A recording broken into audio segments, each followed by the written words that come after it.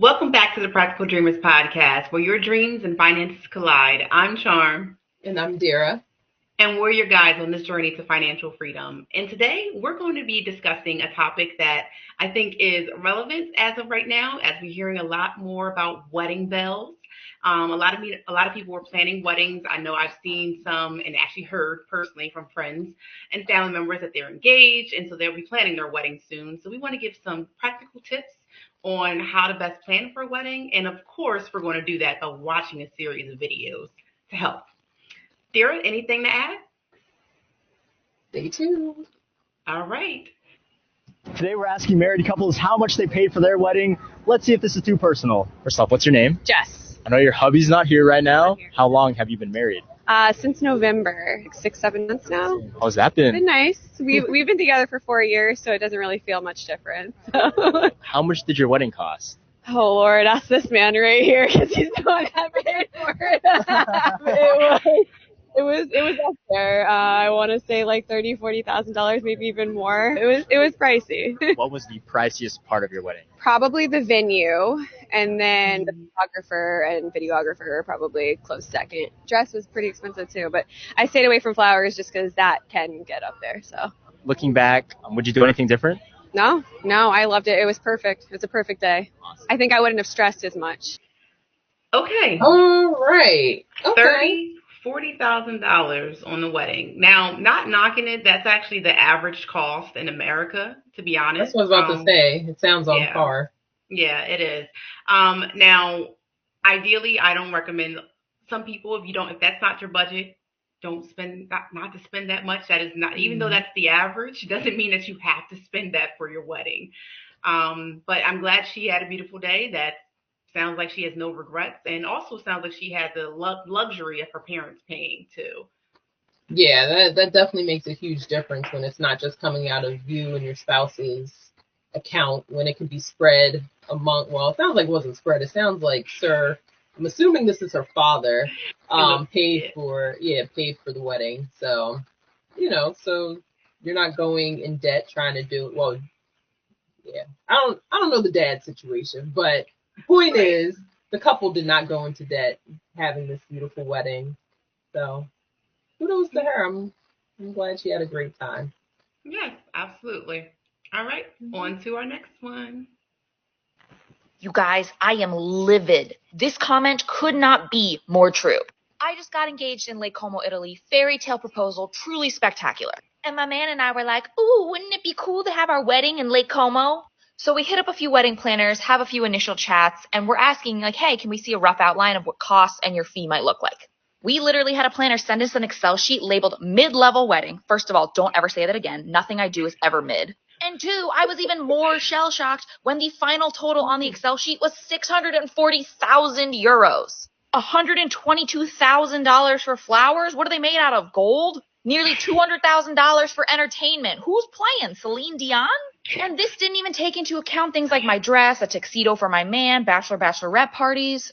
Honestly, I'm annoyed. Oh my goodness. 640,000 euros? I don't even know what that comes to. More than us, bottom line. Yeah. More than American money. Yeah, that is right. What in the world? Note to self, no Como, Italy. I mean, weddings, as we know, they can go up there. They can be pricey, especially depending on if you want a destination wedding versus a wedding that is in your backyard. So, I definitely think it plays a part. Now, she mentioned some of the key things that were the highest, which is the venue, for sure. That's definitely going to be the main thing, because usually your venue comes with the food, also included part of that. And it's just the overall space. And then depending on how many people you're inviting, the size of the space is what matters too. But I'm glad what I love though is that clearly they had a budget, or they were looking to plan for a budget in mind of what they wanted to spend. They knew they didn't want to spend 640,000 euros. However, they were looking to plan around accordingly of probably what was going to fit in their budget versus what was actually shared with them. So kudos to them for being prepared for that. Right, definitely. Boy. That number. I know So that's got me speechless. I'm like, I don't know what to say. 640. Wow. I need to play that video more often so you can be speechless. Whatever. On to our next video. Yes. I love the fact that this couples look so happy. They are getting married in the courthouse, and there is nothing absolutely wrong with that. My husband and I got married at the courthouse as well. At first, we planned to have this big ceremony with people, food, and drinks, and then we realized we are the ones getting married, not anybody else. So don't look down on the court ceremony. It's a beautiful thing. I love that. I They did know look it's happy. they did. It seems so like intimate and sweet and just like the core of what marriage really is. It's about the two of you, not everybody, not all your guests. It's really about the union of two people. So I did appreciate that. Yes, and I would actually say that is the probably the most frugal way to go about having a Hmm. wedding, or sharing your nuptials with your spouse, or doing your nuptials. Excuse me. What I should say? Oh, tongue tied. Anywho, but I will share. Another way, another frugal way, in addition to courthouse, is the bridal parties and the groomsmen. That's another thing to consider too. I think we're not necessarily talking about guests right now. We are focused just on the couple themselves. But if you are considering cutting costs, not having a bridal party, I actually did not have a bridal party, and that was my choice. However, that choice was also made because I wanted to be conscientious of my friends' costs, as it was a destination wedding, and then also, to be honest, it's there's a lot of moving pieces that I've heard and learned when it comes to planning your wedding with other people that are in your wedding party, and making sure they're on time, making sure they have their suits, their dresses, or whatever the case may be. And I personally didn't want that stress during the time either. But that is a way to actually cut costs, because it also does expand to less things that you probably have to look to do when it comes to makeup, buying the makeup for your bridal party. So just one tip there. Mhm. Yeah, I on the other hand did have a bridal party, but I did things a little different. It was a destination wedding as well. But it was like it was frugal. It was frugal but tastefully done in my opinion. Um You just reminded me. of the So, baby's breath. oh yes, can I share, please? So, Yeah, feel my free. friend here decided to have baby's breath as the main flower for us to actually carry over into her reception. So what that Yes, means is that our flowers weren't bouquets, that important to me. yes, flowers were not very important to you, but understood. But we had to keep our baby's breath intact. Now, if you ever seen baby's breath, they are so delicate that we had to hold the bouquets a certain way so that all of the baby's breath wouldn't like fly away. So we can repurpose them for the reception, because we had to use them for the table decoration. And I mean, I Right. appreciate a frugal mind. I trust me, I do. However, out of all the flowers in the world, baby's breath. And you guys did a beautiful job putting the baby's breath to their Man, second purpose. I had to They guard looked them things in great. my life. And I'm glad you did. Mission accomplished. But yes, it But was yeah, a I just beautiful didn't see wedding. a point.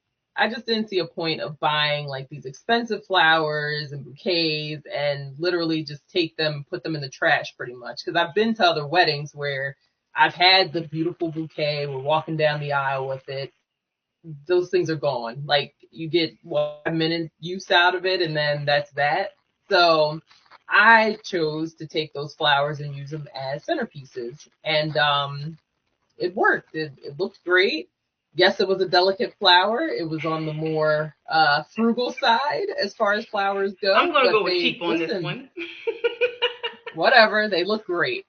They looked Just absolutely kidding. stunning. So so yeah, I was fine with that. All right.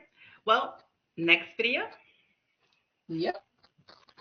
Wedding chapels will hate me for telling you this. How many guests were you thinking about having at the wedding? About 100 guests. Great. Over 100 guests, your total will be... Wait, can you make the head count 80 on our agreement? Are you sure? This is how you save a ton on your wedding. Yes, but if I sign for 100 guests and some aren't able to come, I'll still have to pay for all 100. Even for the ones that don't show up, right? Yes, you'd pay for all 100. But if I sign for 80 guests and some can't make it, I won't have to pay for the ones that couldn't come. And if more people do RSVPs, we'll just update the head count a couple weeks before. That is smart. Who'd you learn this from? I'm subscribed to Joke.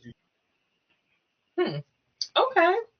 That was a I good like tip. that. That is a good tip because they do charge per head, and then a lot of times there are people who aren't able to make it, and then you're kind of out of luck. However, you can go the opposite way if you go under your number. So I like that tip. Smart. That is smart.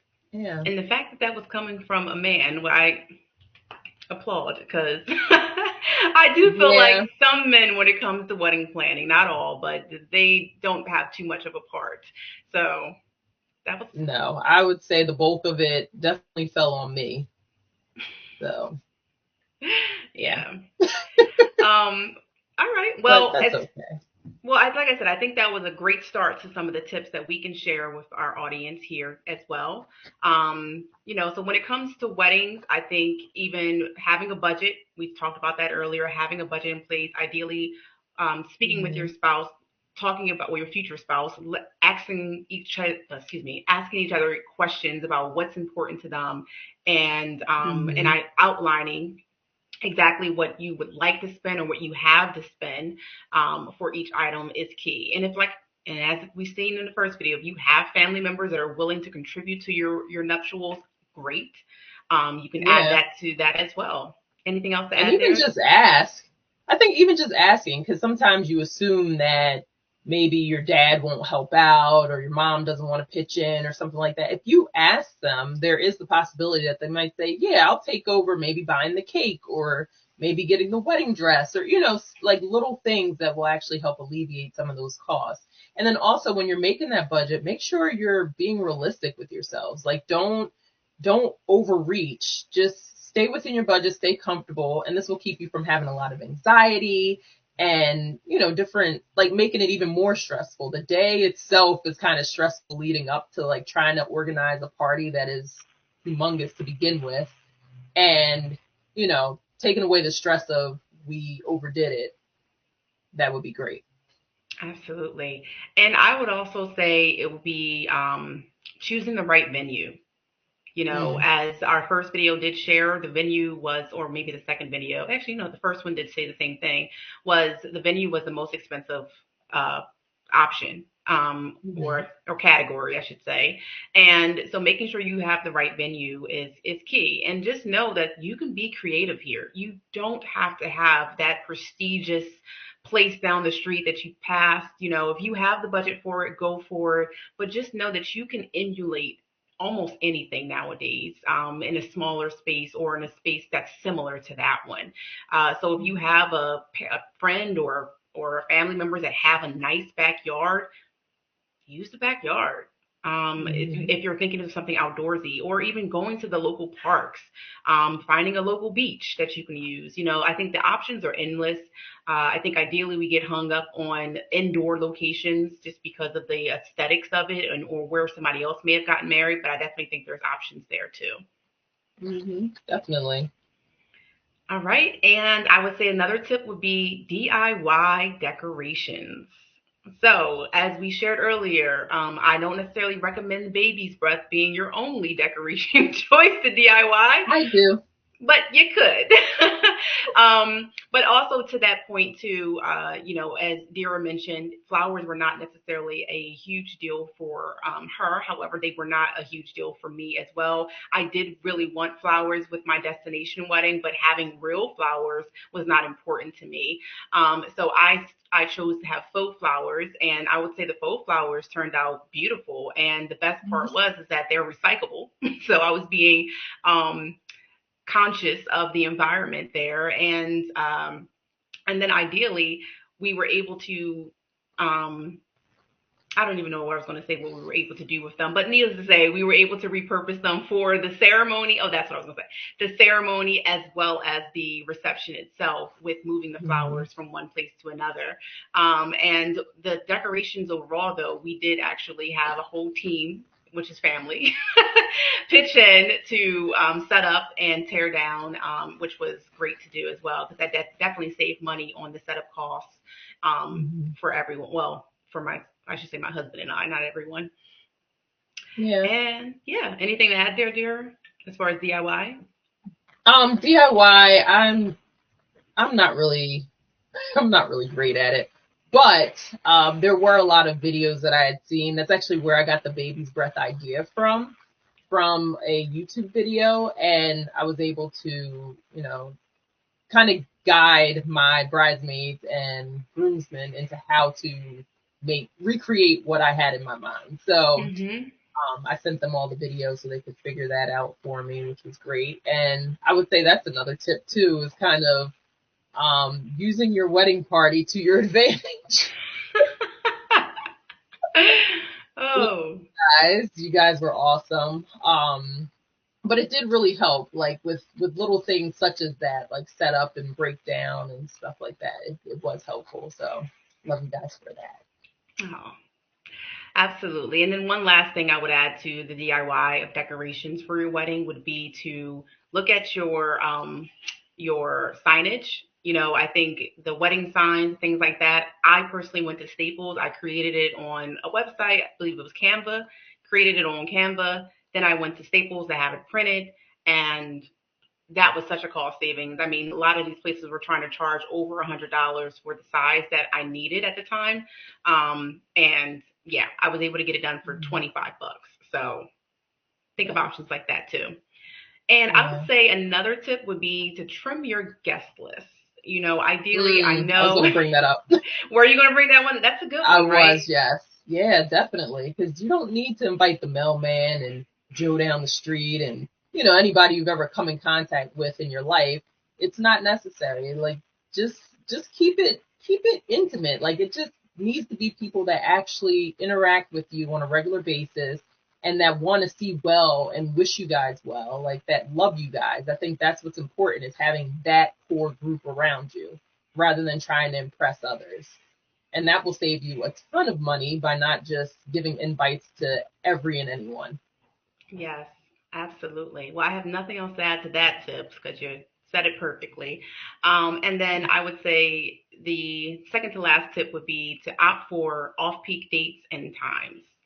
I Mm-hmm. definitely believe that there is truth to this, of course, because ideally everybody wants a Saturday, everybody wants, a Friday or the weekend weddings.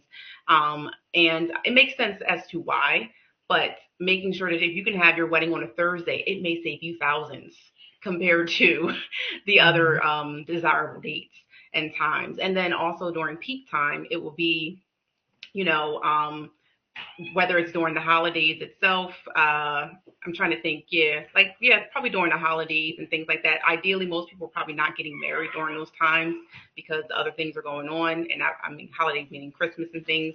Um, but yeah, making sure that you're just picking less popular times is overall the goal. Mm-hmm. What about with destination weddings? Does that affect that too? Like if it's off peak versus peak time? Yes, I would say it will be off peak season for that resort. Depending if Mm-hmm. you're getting married at resort, yes, picking some time where they're not necessarily at full capacity would be Right. ideal. Mm-hmm. Hmm. Yeah. All right, and then the last thing I would say, which is probably one that I enjoyed the most, is negotiate with vendors. Do your best to get the best price possible. So I did have photography and videography for our wedding, and I will be honest, it was pricey. That was probably the second priciest piece of the wedding, was photography and videography. And ideally, I will say that was probably higher priority for my husband and I on our list of things that we wanted to spend more on. But I did make sure to negotiate because they had things in their package that I'm like, do I really need over 5,000 photos? Like, what if I reduce that? to this many?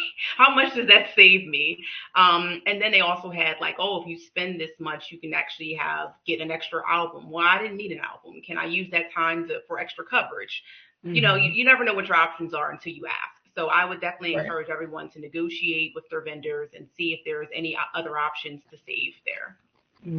Agreed. I don't think I did much negotiating. The venue that we used was in Vegas, so it was kind of like this is the standard price, and that's what it goes for. But with the photographer, we did do a little bit of negotiating. One of the things that I wasn't too worried about was video for the reception portion because it just wasn't necessary in my opinion. But then the actual video for the wedding itself, that was something sacred that I wanted to keep. So, I was able to divvy up what I actually wanted and kind of negotiate price in that way, in a sense. Agreed. All right. Yeah. Well, those are our practical tips for everyone. Yep. And as always, thanks for watching. If you like this video, give this video a thumbs up, share with others, comment, definitely subscribe, okay? Join our tribe. And, just remember the magic of being practical. And until next time, guys, bye.